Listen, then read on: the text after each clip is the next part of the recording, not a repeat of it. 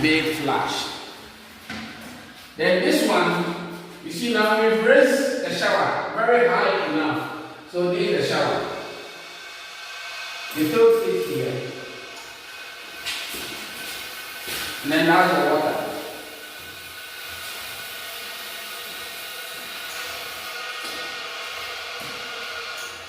That's the top rows.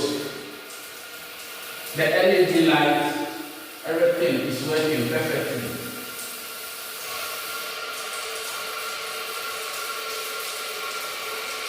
This is the shutter for washing of more things. So this is the shutter.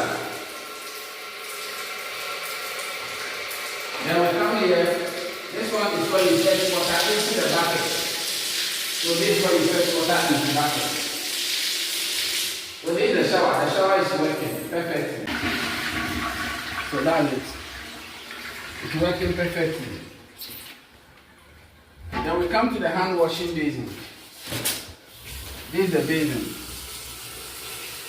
That one is also working. This is the mirror.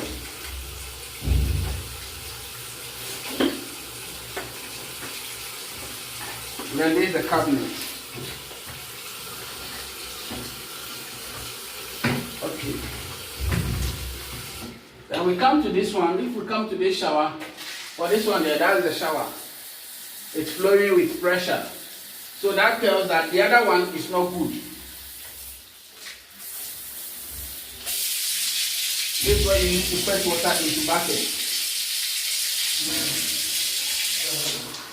And then this is the rose from the top. So that is the top rose. Yeah. Okay. We solve the first leakage in this room. So we break here.